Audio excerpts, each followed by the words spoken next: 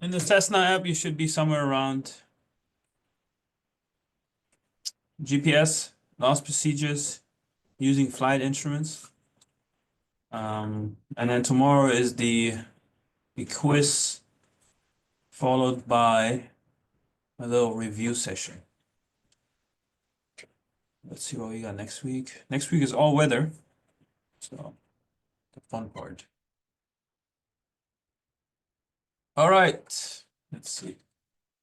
Going back here. Any questions in regards of yesterday? Did a couple of things. It was not that much. Tried symbology, I think.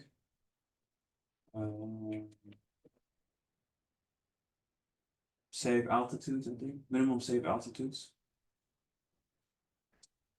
Can you send the one? Oh yeah, sure. For this week? Yeah. If somebody goes on a Zoom, I put it in a Zoom. You guys can share it to each other. Anybody, once you're in it, let me know.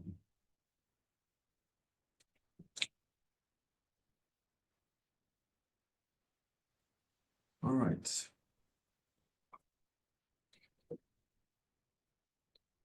Week 3. So, in regards of aviation in general, you will end up having to follow some type of rules, right? The rules that we have been talking about, for example, the cloud clearances, the airspeeds, right? At a given altitude, somewhere. They're coming out of somewhere, and this somewhere is right here. That's your airspeed regulation, your cloud clearances. It's talking about your medical and how long it's good for, what do you need to become a pilot, what you shouldn't be doing so you don't lose your pilot's license, and so forth and so on. So CFR is the Code of Federal Regulations. This large book of codes contains the rules and regulations for all different aspects of United States law. Section 14 of the Code of Federal Regulations deals with aviation and air travel. There are many different chapters of Section 14. They include things such as in-flight rules for pilots, airspace, aircraft maintenance, airport operations, accidents, and more. This is just kind of like introduction. All right.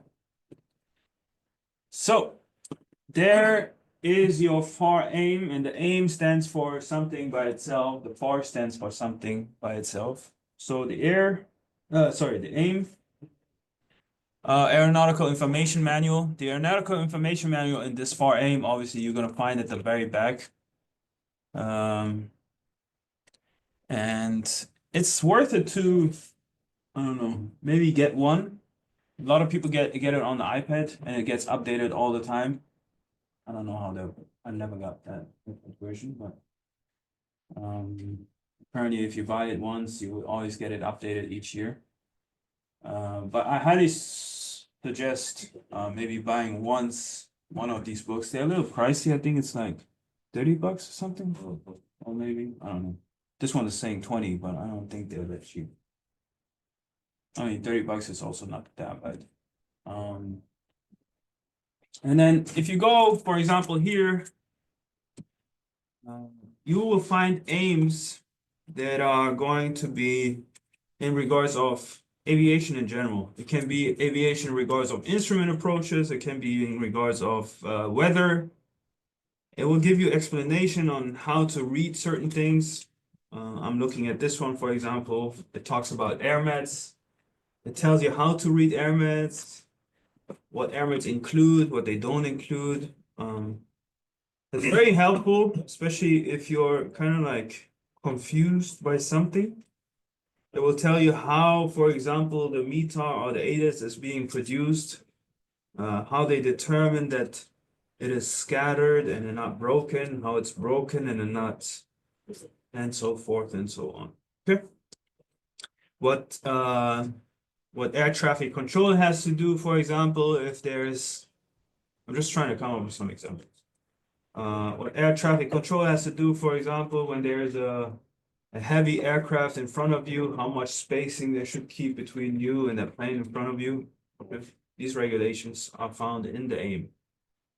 So, the Aeronautical Information Manual is a non-regulatory federal aviation administration. Yeah.